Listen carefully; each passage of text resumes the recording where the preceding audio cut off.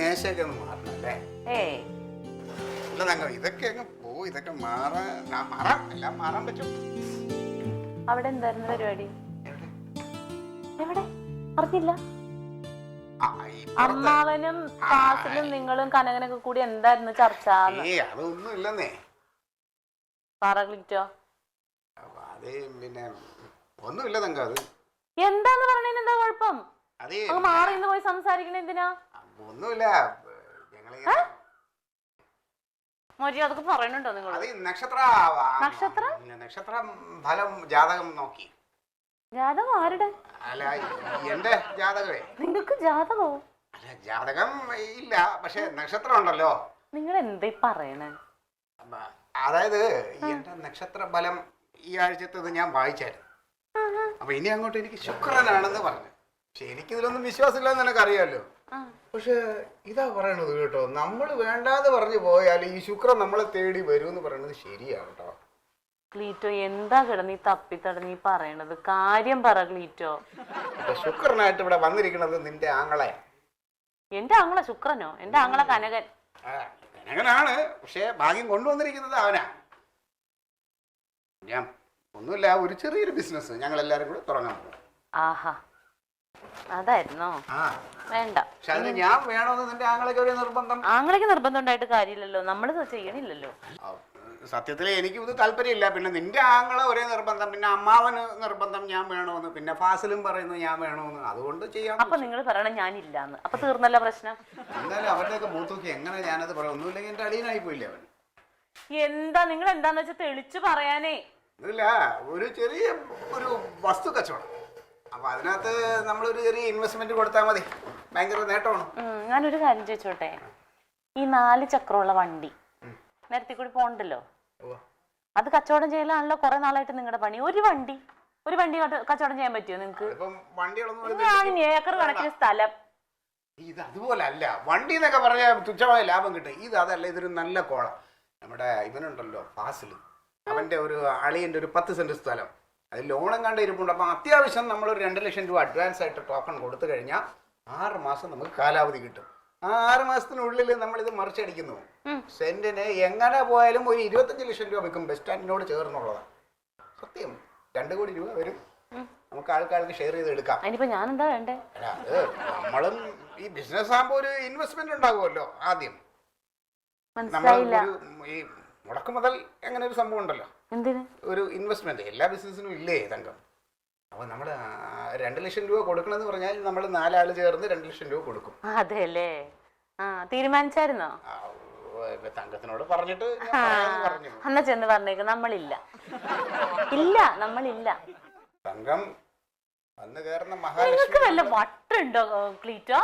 അത് എനിക്കിപ്പോ നിർബന്ധമല്ല, നിന്റെ ആങ്ങളെ ഒരേ നിർബന്ധം ഞാൻ വേണമെന്ന്. അതിന്റെ കാര്യം വേറെ ഒന്നുമല്ല, ഈ വസ്തു മറിച്ച് വിൽക്കാൻ ഞാൻ മിടുക്കനാണെന്ന് അവനറിയാം. അതുകൊണ്ട് തന്നെയാണ് എന്നെ ഇതിൽ കൂട്ടിക്കണേ. എന്ത്? ഒന്നുമില്ല. അല്ല, ഇത് അഡ്വാൻസ് ആയി കഴിഞ്ഞിട്ട് ഡീല് നടന്നു കഴിഞ്ഞിട്ട് 3 മാസത്തിനുള്ളിൽ ഞാൻ ഇത് മറിച്ചടിക്കും. അതിൽ വേറെ കമ്മീഷൻ നമുക്ക് വേണേ എടുക്കാം, അവരറിയാതെ. പാവല്ലേ, നടക്കാത്ത കാര്യങ്ങൾ പറഞ്ഞിരിക്കണുണ്ടോ? പൈസ എവിടെ? ഈ 50,000 രൂപ എവിടെ? 50,000 രൂപ നീ എന്നോട് പറഞ്ഞല്ലോ, നമ്മളിവിടെ എന്തോ ഓട് മാറണമെന്നാ മെയിൻ്റെനൻസ് ചെയ്യാനൊക്കെ ആയിട്ട് ഒരു പൈസ കരുതിയിട്ടുണ്ട്. അതോർത്തിന്റെ എന്റെ മോൻ മഴ പെയ്യുമ്പോ ഒരു തുള്ളി വെള്ളം പുറത്തു പോണില്ല, എല്ലാം കൂടി ഇങ്ങോട്ട് വീഴും. അടുക്കളയിൽ നിൽക്കാൻ പറ്റണില്ല. അതെ, അല്ല എന്താ ഞാൻ പറയണതൊന്ന് കേക്ക്. ഞാൻ പറയണ കേക്കണില്ല. നമുക്ക് ഈ വീടങ്ങ് മാറാലോ. ഈ കച്ചവടം നടന്നു കഴിഞ്ഞാ നമ്മൾ വേറൊരു വീട്ടിലേക്ക് മാറില്ലേ? ഇതൊക്കെ നടക്കുവോ ക്ലീറ്റോ? ഇനിയിപ്പോ എന്നെ അല്ലേ നിനക്ക് വിശ്വാസം ഇല്ലാതുള്ളൂ, നിന്റെ ആങ്ങളെ വിശ്വാസം ഉണ്ടല്ലോ. അല്ലെങ്കിൽ പിന്നെ അവൻ ഇന്നടത്ത് നിൽക്കുവോ? നിങ്ങൾ ഇങ്ങനെ ഓരോന്ന് പറഞ്ഞ് എന്നെ പറ്റിച്ചോണ്ടിരിക്കാതെ എനിക്ക് വിശ്വാസം. അമ്മാവൻ വെറുതെ നിൽക്കുവോ? ഇല്ലല്ലോ. എനിക്ക് ആരെ വിശ്വാസം? ആകെ ഇച്ചിരി വിശ്വാസമുള്ളത് കനകനെയാ. നീ വേറെ ആരും വിശ്വസിക്കണ്ട, നിന്റെ ആങ്ങളെ വിശ്വാസം ഉണ്ടല്ലോ. അപ്പൊ നിനക്ക് ചെയ്യാൻ പറ്റുമോ? നീ ആ പൈസ ഇടുമെങ്കിൽ ഇടും, പിന്നെ അവര് 3 പേരും കൂടെ ചേർന്ന് അത് ചെയ്യും. 3 മാസം കഴിയുമ്പോഴത്തേനും പൈസ എനിക്ക് തിരിച്ചു തന്നേക്കണം. അല്ല, നമ്മൾ 6 മാസമാണ് എഗ്രിമെന്റ്. ഞാൻ 3 മാസത്തിനുള്ളിൽ തന്നെ അത് ഞാൻ മറിച്ചടിക്കും. അത് എന്തായാലും 6 മാസം, അതിനപ്പുറം പോകില്ലല്ലോ. കാരണം കാലാവധി കഴിയുമ്പോൾ നമ്മളിത് കൊടുക്കണോ? ഞാൻ പക്ഷെ കനകനോട് ചോദിച്ച് സത്യമാണെന്നൊക്കെ പറഞ്ഞിട്ടേ പൈസ തരുള്ളൂ. എന്റെ പൊന്നെ തങ്കം, നീ അത് മതി. എന്നെ കാശ് എന്റെ തണ്ട, നീ കനകന്റെ കൊടുത്താൽ മതി. വാക്ക് ഉറപ്പിക്കല്ലോ അല്ലേ? ഞാനൊന്ന് ആലോചിക്കട്ടെ. അല്ല മാവാ, നമ്മളിപ്പോ ഈ 2 ലക്ഷം രൂപയ്ക്ക് അമ്മയെ വാങ്ങിച്ചു, എന്നിട്ട് നമ്മളിത് ഗോവയിൽ കൊണ്ടു കൊടുക്കുമ്പോൾ അവർ നമുക്ക് 3 കോടി തരും. നമുക്ക് 3 കോടി രൂപ അവർ തരണമെങ്കിൽ അവർക്ക് ഈ ആമ എന്തിനാണ്? തലതിരിഞ്ഞ സംശയം.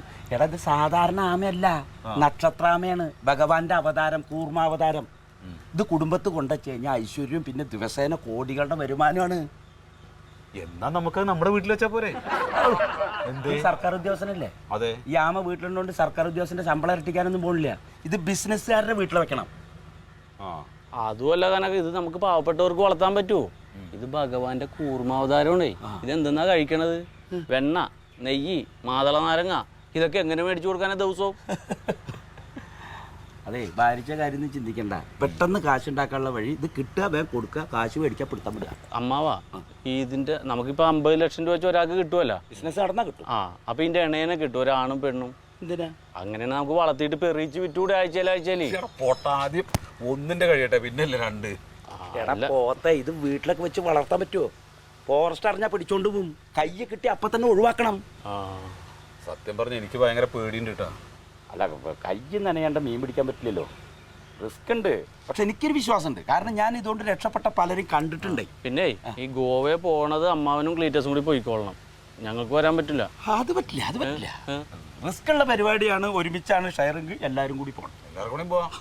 അല്ലാണ്ട് എന്നെ ഒറ്റയ്ക്കൊന്നും ഈ വയസ്സുകാലത്ത് കൊണ്ട് അത് വേണ്ട. ഇപ്പൊ ഞാനൊരു കാര്യം പറയട്ടെ, 50 രൂപ നമ്മളെല്ലാരും കൂടെ 50 ഇടും. ഞാൻ ഒന്നര രൂപ. 1.5 ഇടും. ഇവൻ എന്തിടും? ഇവനിടില്ല. ഞാൻ പറഞ്ഞില്ലേ നിങ്ങൾ ധൈര്യമായിട്ടിരിക്കും, ഞാൻ ഇടില്ലേ. അങ്ങനെ അമ്മാവന് ഇടണ്ടാന്നേ, ഞാൻ ഇട്ടോളാം. അങ്ങനെ നീ ഒറ്റയ്ക്ക് പറയട്ടെ, നമുക്ക് 3 പേർക്കും കൂടി അങ്ങ് ഇടാം. അത് മതി.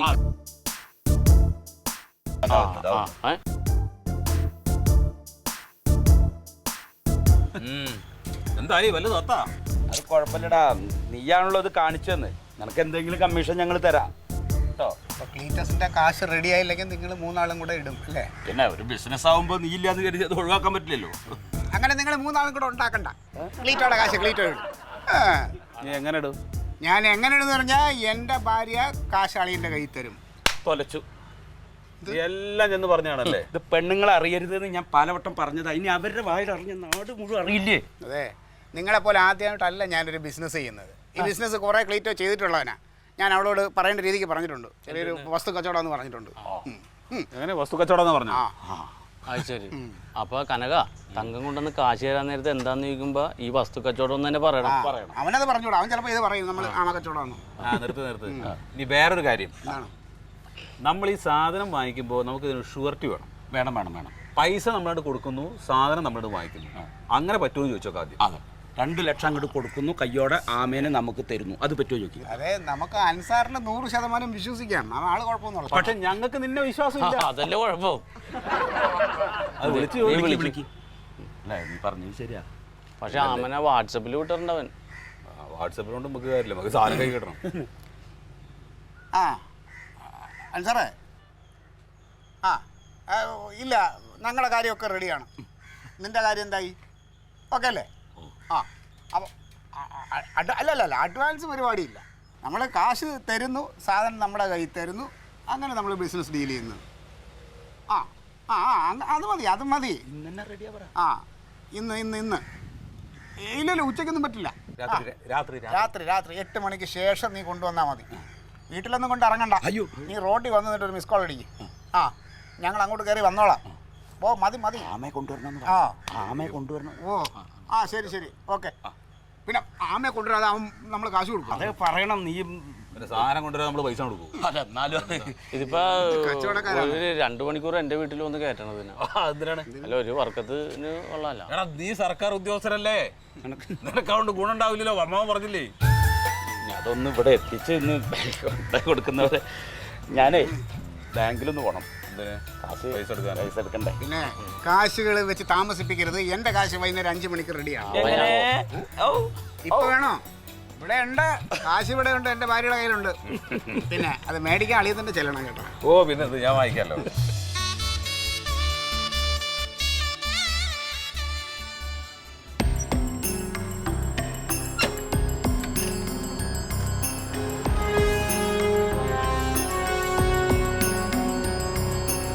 ക്ലീറ്റസേ, ഞാനിവിടെ എത്തി. കണ്ടു. ഓക്കെ, കണ്ടു.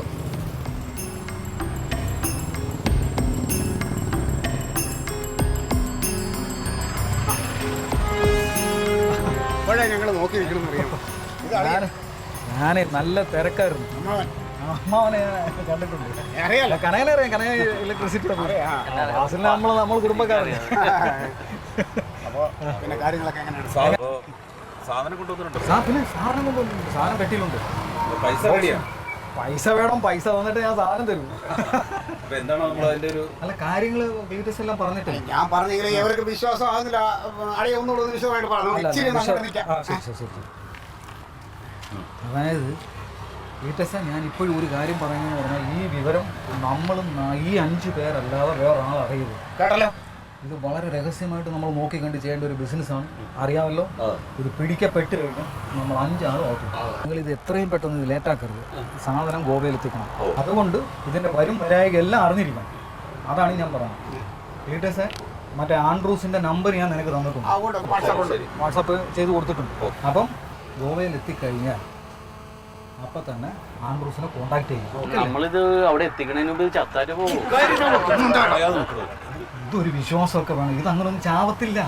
ഇതൊക്കെ ഭയങ്കര ആയുസുള്ള സാധനമല്ലേ. ഇത് എന്താ പാസിലെ?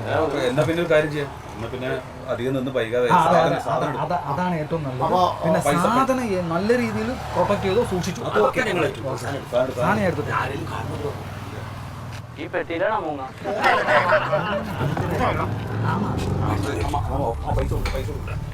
ഇത് 7 സ്റ്റാർ ആമയാണ്. 7 സ്റ്റാർ ആണ്. പൈസ വേണം. പൈസ എല്ലാം ഉണ്ടല്ലോ. ഞാൻ വീട്ടിൽ ചെന്നിട്ട് എണ്ണുന്നുള്ളൂ. ഇനി ഞാൻ എന്നെ വിശ്വാസമല്ലേ? ഞാൻ ഇവന്റെ കൂടെ ചെല്ല, എന്നിട്ട് രാവിലെ യാത്രയായി വന്നാ പോരെ? അത് നല്ല. ഞാൻ അവനെ വീട്ടിൽ വിട്ടേ. രാവിലെ ശരി കാണാം. 2-3 മുട്ടയിട്ടേ ശ്വാസം കിട്ടണില്ലേ? അതൊക്കെ ശ്വാസമൊക്കെ കിട്ടി. ആ കൂട്ടേക്ക് എന്തെങ്കിലും സംശയം ഉണ്ടെങ്കിൽ ഞാൻ അളിയനെ വിളിക്കും. വിളിച്ചോ. എന്തെങ്കിലും ഉണ്ട് ആളെയും വിളിച്ചു. ഓക്കെ അളി.